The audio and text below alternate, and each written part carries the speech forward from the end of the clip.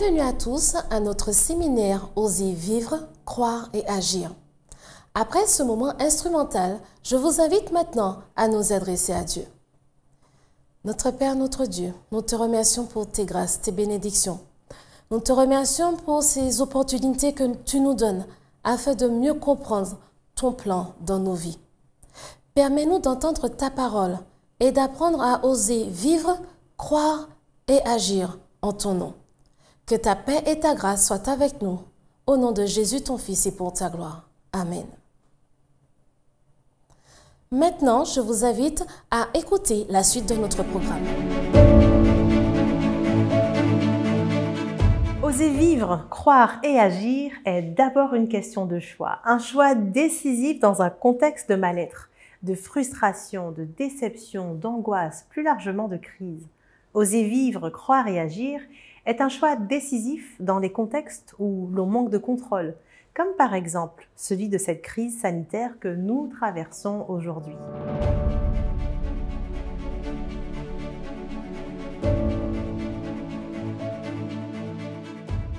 C'est continuer de croire au milieu du chaos. Mais comment garder ou retrouver l'espoir dans un contexte tel que celui-là? De votre expérience, comment avez-vous vécu cela? Ou comment vivez-vous en ce moment? Avant d'aller plus loin, définissons ce qu'est l'espérance. Non pas une définition sortie du dictionnaire, mais une définition qui s'appuie sur ce que vous avez vécu ou vivez en ce moment. Et observons à quel moment nous nous retrouvons dans une situation que l'on pourrait dire chaotique. Êtes-vous prêts? Alors parlons-en. Avoir de l'espérance, pour vous, qu'est-ce que c'est? Pour moi, avoir de l'espérance s'inscrit dans un contexte. C'est espérer croire en une vision ou avoir un souhait que l'on désire sincèrement voir se réaliser. Je vais alors dire, j'espère, j'ai l'espoir que, j'ai l'assurance que, je crois que, j'ai foi en. Mais parlons maintenant du chaos, très rapidement. De votre point de vue ou expérience, qu'est-ce que c'est? On parle souvent d'une situation chaotique quand dans un contexte donné, il y a confusion, où il n'y a plus de maîtrise et que les individus ne trouvent plus de solution pour maintenir, dira-t-on, un équilibre. Personnellement, c'est un terme que je n'utilise pas. Les mots dramatiques ou inquiétants, qui suscitent trop de fortes émotions, qui entraînent la panique, le découragement, sont exclus de mon vocabulaire, le plus souvent. Est-ce une déformation professionnelle en tant que business coach ou consultante? Je dirais plus que cela est un de mes traits de caractère. Voir les opportunités, les aspects positifs d'une situation que je définirais plus inconfortable ou challengeante. Je ne dirais donc pas une situation compliquée, je parlerai plus de challenge. Alors ici, ce n'est pas pour dire que c'est mieux de faire ainsi, cela va simplement plus avec les mots qui m'apportent plus de boost et de défis, m'emmenant vers plus de résultats, vers un résultat à viser que vers la complainte. C'est aussi l'angle qu'a choisi Mark Finlay dans son livre récent « L'espérance au milieu du chaos ». Certainement pas pour dramatiser, mais justement pour livrer les antidotes contre la peur. Beaucoup ont peur aujourd'hui. D'ailleurs, dans sa 4e de couverture, l'arrière de son livre, il exprime bien. Et il dit « Nous vivons dans une époque où la peur de l'avenir est la peur la plus répandue, alimentée par le média de communication. Elle s'installe dans la société. Nous avons peur du réchauffement climatique, d'une possible guerre nucléaire, de la maladie et de la mort, du chômage. D'ailleurs, on a pu observer que ces sujets font partie du top des sujets tendances des polémiques. Les journaux s'interrogent, catastrophes naturelles, pauvreté mondiale et bien sûr Covid. Mais l'année 2020 était-elle la pire année du monde? Peut-on encore déterminer le pire? Des études rapportent que les 10 catastrophes météo les plus coûteuses de 2020 ont presque atteint 150 milliards de dollars de dommages assurés. En regardant autour de nous, dans la Caraïbe, plus largement en Europe, en Asie, en Afrique, beaucoup d'événements viennent prendre des vies ou susciter un gouffre financier. Prenons un exemple très récent comme le volcan de la Soufrière sur cette petite île caribéenne de Saint-Vincent et les Grenadines. Une série d'éruptions d'un volcan qui était resté en sommeil pendant des décennies. Des images filmées avec des téléphones portables montraient une épaisse colonne de cendres projetée dans le ciel et qui a fini par recouvrir une grande partie de l'île. Ou encore Les incendies de brousse en Australie, début 2021. Plus d'1 milliard d'animaux ont perdu la vie, des milliers d'habitations ont été détruites et beaucoup de personnes ont péri à cause des conséquences liées aux fumées. Les flammes ont brûlé une superficie plus grande que le Portugal. Qu'il s'agisse de catastrophes naturelles, de crises sanitaires ou faits divers, les nouvelles dans le monde n'apportent pas beaucoup de faits rassurants. Et sur un plan encore plus réduit, qu'il s'agisse de conflits professionnels, voire même de perte d'emploi, ou encore de crises, voire de drames familiaux, chagrins, maladies, décès, bref, un sombre tableau voudrait occuper notre vue. Qu'on le veuille ou non, ce que l'on entend, ce que l'on voit, influence et agit sur notre santé mentale, physique et spirituelle. Clément Rousset, un philosophe français, observait déjà que la pensée du pire a pour propos, de manière générale, de priver l'homme de tout ce dont il est intellectuellement muni, à titre de provision et de remède en cas de malheur. Mais revenons à notre question initiale, comment retrouver l'espoir au milieu du chaos? Je vous propose ici 3 clés pour augmenter votre capacité à croire en un avenir meilleur et embrasser les situations critiques, les situations challengeantes, autrement.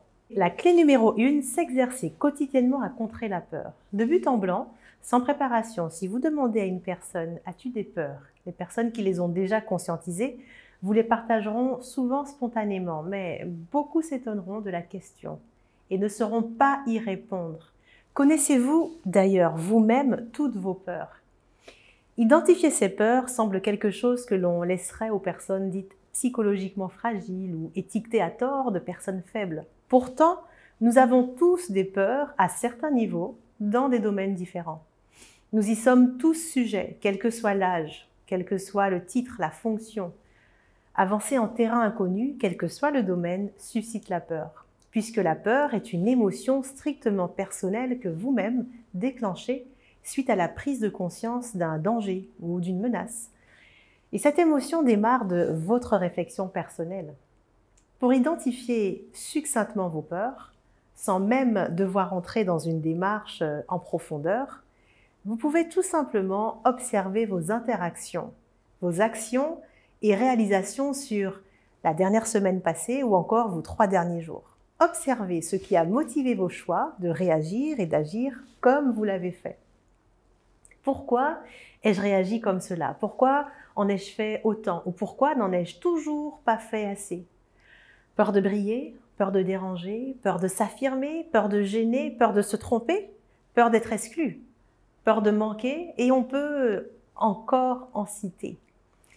Je vous invite vraiment, chaque fin de journée, à avoir un moment rétrospectif pour ne plus subir votre vie, mais la vivre dans la connaissance et en conscience. Donc, la toute première clé pour retrouver l'espoir est de s'exercer quotidiennement à contrer la peur. Le fait de prendre des actions sur des peurs identifiées redonne l'espoir d'aller vers un état meilleur, un résultat meilleur, un avenir meilleur. Pour s'exercer à contrer la peur, il sera utile d'identifier les déclencheurs de la peur. Autrement dit, il sera utile de s'exercer à traiter les informations que l'on capte, qui suscitent cette émotion. Si vous saviez combien d'informations notre cerveau traite et filtre en une fraction de seconde, et comment l'information reste malgré nous stockée, ce sont des informations captées. Ce sont ces informations captées qui nous influencent. Pour contrer la peur, comment faire? 1. Traiter l'information. 2. Accepter l'information. Et 3. Embrasser l'information. Autrement dit, qu'est-ce que j'ai vu, entendu? Qu'est-ce que j'en pense au-delà de la réaction des autres? Et surtout, qu'est-ce que j'en fais? Ce sont ces peurs non traitées qui rognent votre niveau de confiance, votre espoir. Remarquez comment le manque d'espoir s'installe. On ne le voit pas arriver, mais notre comportement le révèle. Qu'avez-vous vu ou entendu dans les médias, offline ou online, comme le journal télévisé, les actualités sur les réseaux sociaux, à la radio ou lors de conversations dans vos cercles familiaux ou amicaux, professionnels même, qui vous a influencé? Garder une saine énergie et une juste motivation pour avoir encore espoir, réussir ses projets et vivre heureux n'arrive pas par hasard. Ne sous-estimez pas l'importance des informations que vous voyez ou entendez depuis votre environnement, vos fréquentations et dans les médias sur votre niveau de confiance en l'avenir. Sélectionnez minutieusement vos sources. Avais-je demandé à avoir cette information?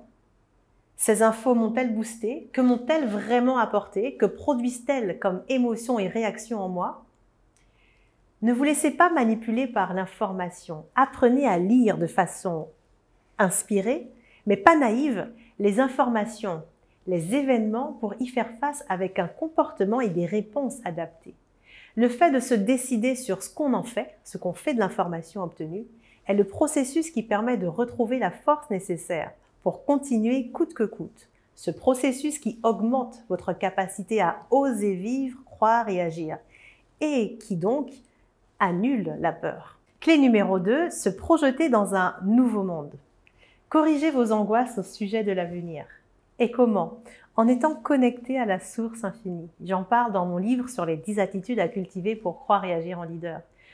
Nous sommes des êtres spirituels, étant sur Terre avec une mission individuelle régie par l'amour.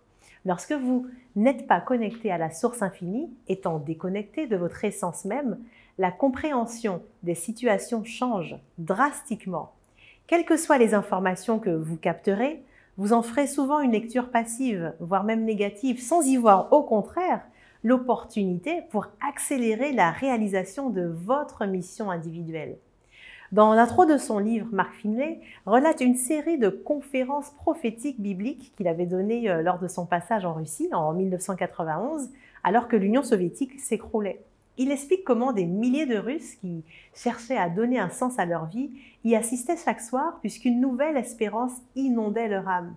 Toutes ces conférences étaient diffusées dans les médias russes et il était stupéfait de constater la profonde aspiration pour quelque chose de meilleur de la part de cette population sincère et enfermée dans un communisme athéiste. Il a même ensuite été invité à prendre la parole dans un groupe de scientifiques dans l'une des villes les plus fermées de l'Union soviétique. Même les citoyens russes n'étaient pas autorisés à y entrer sans permission spéciale. Des centaines de scientifiques s'y étaient installés venus de toute l'Union soviétique. De nombreux génies scientifiques de la nation travaillant dans des laboratoires pour mener des expériences très élaborées.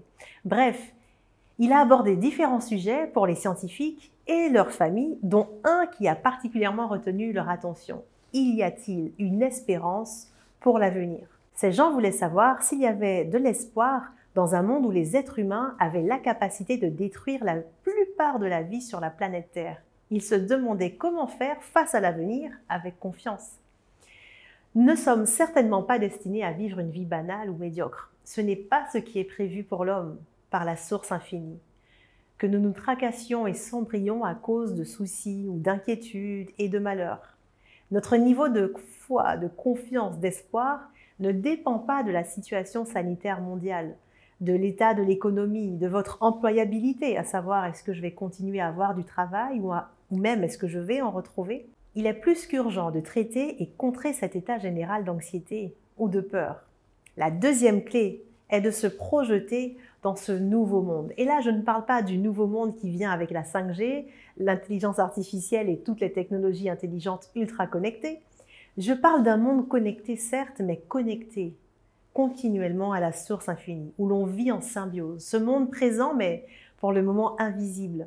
C'est pour cela que Paul, dans le livre de Romains dans la Bible, dans le chapitre 15 au verset 13, laisse ce conseil. Que le Dieu de l'espérance vous remplisse de toute joie et de toute paix dans la foi, pour que vous abondiez en espérance, par la puissance du Saint-Esprit. Se projeter dans ce nouveau monde ne se limite pas à la connexion avec la source infinie, mais surtout à la démonstration concrète par des répétitions de passage à l'action dans votre propre champ de compétences ou de connaissances. Je parle ici d'attitude et de manifestation de ce que l'on poursuit. Ce n'est pas le Covid seul qui emmène au chaos, mais l'anxiété et le manque de foi qui l'accélèrent. Je parle donc ici d'un espoir qui ne suscite pas uniquement de réactions superficielles et émotionnelles. Je parle de cet espoir qui vous permet de relativiser les circonstances de la vie en perspective de votre préparation à vivre déjà dans le monde de demain. Il y a plus que ce monde. Personnellement, si ce n'est l'impact géographique en termes de déplacement, en tant que digital nomade, la situation mondiale, loin de m'indifférer, me motive. Je prends conscience de l'opportunité et non des contraintes qui s'offrent à moi pour diffuser mon message sur l'importance du passage à l'action au travers de ses dons, talents et compétences innées ou acquises. Mon message clé prend tout son sens, en tout cas la mission personnelle à laquelle j'ai répondu, qui est la maximisation du potentiel de chacun au travers d'un projet, pour que chacun devienne justement un agent de changement pour l'autre. J'ai compris que c'est une des façons accélérées de se connaître et de développer une intimité avec la source infinie.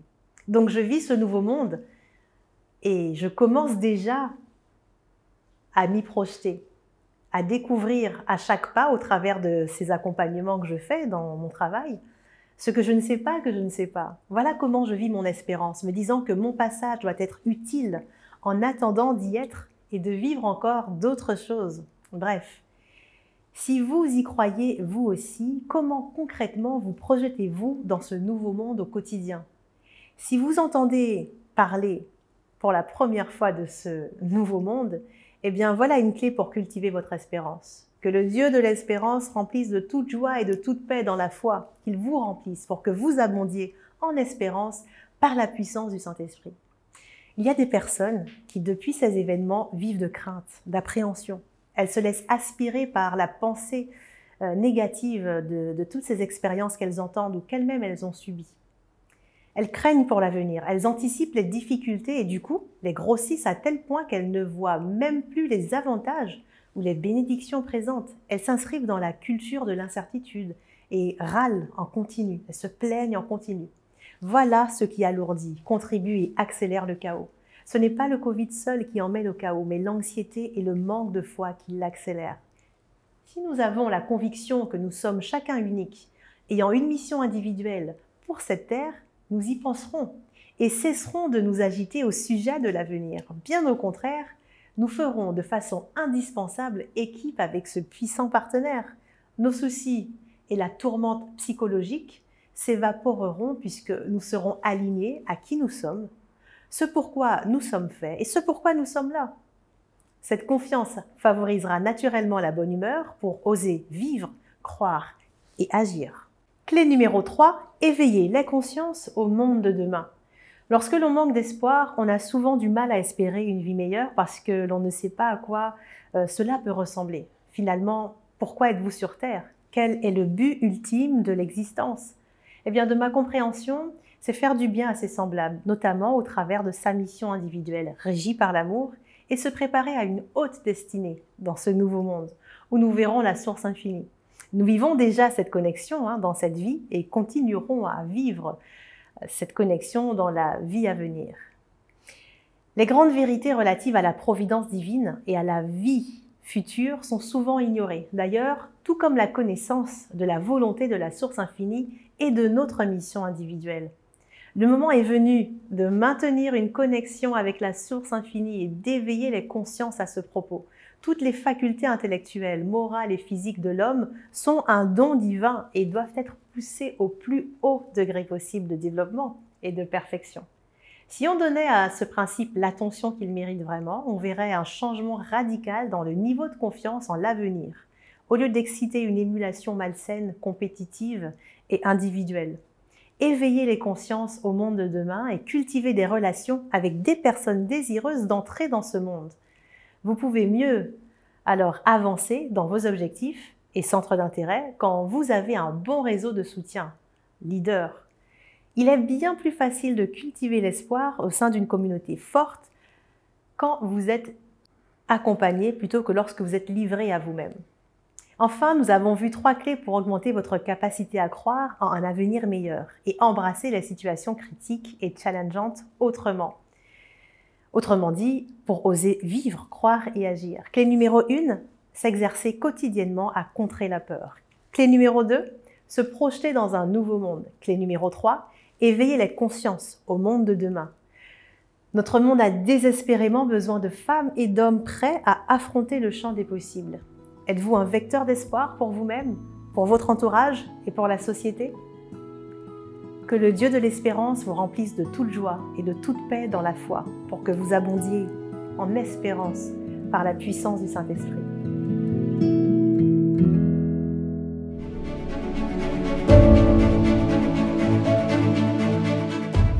ce soir, une fois de plus, vous saluer, quel que soit le support que vous avez choisi de pouvoir, que ce soit celui que vous avez choisi.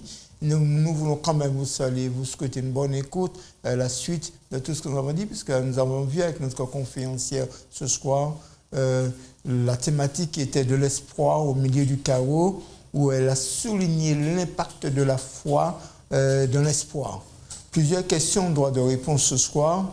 Alors, qu'est-ce que la foi?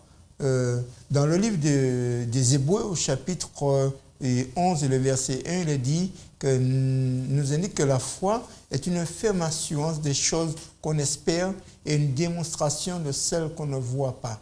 Effectivement, quand on parle de foi, il y a ce qu'on ne peut pas voir, ce qu'on ne peut pas. C'est juste de l'espérance, ce qu'on espère, mais on ne le voit pas. Il y a une autre question aussi que nous pouvons nous poser ce soir.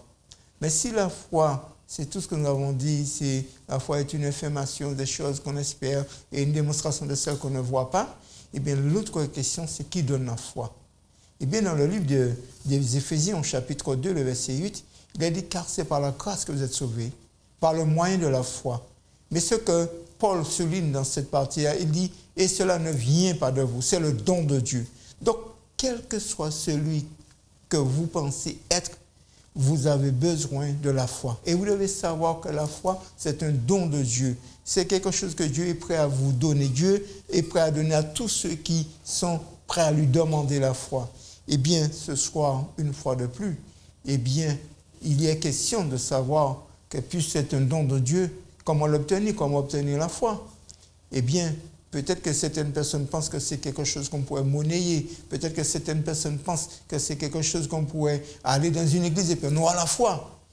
Eh bien, dans le livre de Matthieu, au chapitre 7, Matthieu nous dit, demandez et l'on vous donnera. Juste de demander et l'on vous donnera. Mais oui, vous savez, souvent quand on demande des choses aux gens, cela peut arriver qu'on ne puisse pas l'obtenir. On peut demander à quelque chose, on aspire, on désirait, mais on ne l'a pas obtenu. Eh bien, sachez une chose, que lorsque vous demandez la foi, il y a une garantie. Vous savez, pour les voitures, vous avez une voiture, il faut qu'il y ait une garantie, une assurance qui va répondre. Parfois, l'assurance que vous avez choisie pour pouvoir répondre, elle ne répond pas parce qu'elle va vous chercher toutes sortes de petites chicanes, parce qu'il y a eu un petit problème. Et bien là, nous avons une garantie. Dans le livre de Jean, chapitre 14, verset 13, il a dit, tout ce que vous demanderez en mon nom, vous le recevrez.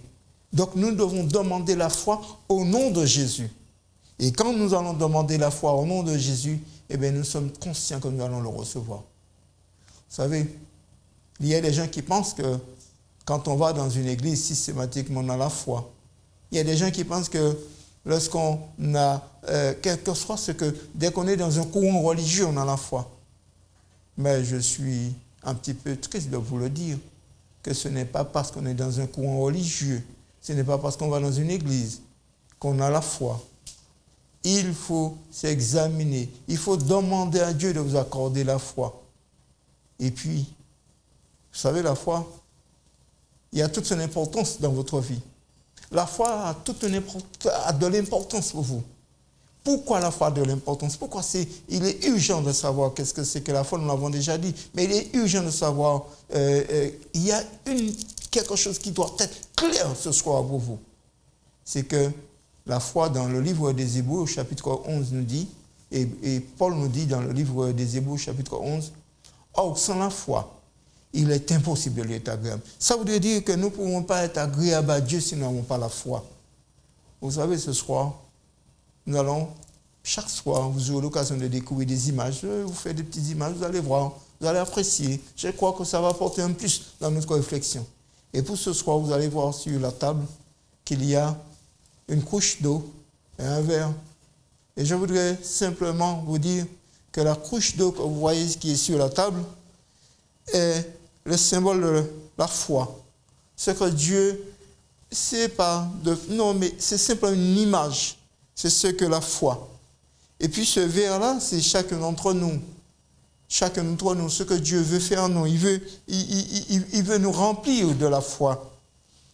Mais si ce verre il est penché comment on pourra verser de l'eau dedans? Certainement, l'eau tombera. Donc, la manifestation pour obtenir la foi, il faut que nous puissions nous redresser. Et à ce moment-là, Dieu est prêt à nous remplir.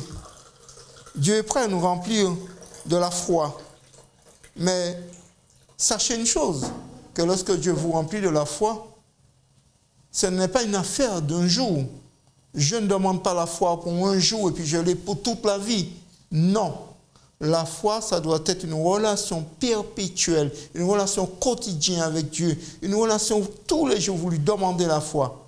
Et c'est ce qui va vous permettre d'être renouvelé, c'est ce qui va vous permettre d'avoir une nouvelle vision, c'est ce qui va vous permettre de pouvoir croire, c'est ce qui va vous permettre de vivre et d'agir. Cela va vous motiver, vous aurez une nouvelle impulsion dans votre vie. Vous avez besoin ce soir de demander à Dieu la foi. Et puis vous savez, lorsque Dieu vous remplit au point que ça déborde. Oui, Dieu vous remplit au point que ça déborde. Vous avez besoin de pouvoir recevoir la foi. Ce soir, une fois de plus, je voudrais vous inviter. Tandis que vous voyez sur le bas de l'écran, vous voyez qu'il y a un numéro de téléphone, qu'il y a aussi une adresse email qui vous est proposée. Si vous avez besoin de communiquer avec nous, n'hésitez pas de communiquer par l'un des moyens qu'on vous propose. Vous avez une question à poser, vous avez quelque chose qui vous interpelle, eh bien n'hésitez pas, mais sachez ce soir que la foi est un don de Dieu et que ce n'est pas parce que vous êtes dans une confession religieuse ou tout ce que vous voulez que vous avez la foi. Mais vous devez demander à Dieu la foi. Et que cette fois, quand vous le demandez à Dieu, Dieu vous le donne sans, il n'y a pas de problème, il vous le donne. Donc n'hésitez pas. Et d'après l'expérience que nous avons montrée avec l'eau, sachez que Dieu est prêt à vous le donner à profusion. Est-ce que vous êtes prêts ce soir? Quel que soit là où vous êtes, je vous invite à vous mettre debout. Et nous allons prier. Nous allons demander à Dieu de nous accorder cette foi. Nous allons demander à Dieu de nous remplir. Parce que Dieu est disposé. Il dit que celui qui demande, demande sans douter. Et il lui sera donné. Nous allons prier. Fermons les yeux. Notre Père qui est aux cieux, nous voulons te donner toute l'honneur, toute la gloire qui t'est due. Nous voulons en ce moment, Seigneur, t'exalter, parce que nous savons que tu es Dieu, nous savons que sans toi, nous ne pouvons rien faire. Nous savons qu'avec toi, tout est possible, Seigneur. Et c'est pourquoi, merci de ce que tu nous interpelles. Merci de ce que tu nous permets de comprendre ce qu'est la foi, comme un don, comme ce que tu es prêt à nous donner, Seigneur. Et de nous laisser nos cœurs ouverts à l'action du Saint-Esprit. Permets que ce cœur soit sensible et que nous puissions recevoir la foi et que nos vies soient changées. Oh, notre Dieu. Fais du bien à tous ceux et celles qui nous écoutent sur les différents réseaux sociaux. Seigneur, nous t'en supplions de nous faire du bien, de nous garder, de nous protéger. Et nous te prions ce soir au nom de Jésus-Christ et que tout honneur, toute gloire te revienne au siècle des siècles. Amen. Nous voulons ce soir vous remercier d'être avec nous. Vous avez été là, nous vous remercions. Nous voyons qu'il y a beaucoup de personnes qui sont en train d'envoyer des SMS et tout cela. Nous voulons vous encourager. Et nous voulons vous dire que partagez, vous pouvez partager avec vos amis, vos collègues de travail, partout, partagez ces vues. Parce que les gens ont besoin de savoir qu'il y a un Dieu, qu'il y a de l'espoir. Les gens ont besoin de savoir que malgré toute la crise que nous parlons aujourd'hui, qu'il y a de l'espoir. Donc partagez. Nous vous donnons rendez-vous demain soir à partir de 18h. Nous vous donnons rendez-vous. Surtout, ne venez pas tout seul. Emmenez quelqu'un. Dites à quelqu'un, connecte-toi à 18h. Et puis là, les gens seront enrichis. Et vous allez pouvoir aider un ami, une amie, un collègue de travail, quelqu'un qui avait besoin d'entendre cette déclaration que la foi est un don de Dieu. Vous pouvez le faire dès ce soir. Envoyez des informations, envoyez tout ce qu'il faut pour permettre aux gens de se connecter. À demain soir, Dieu voulant.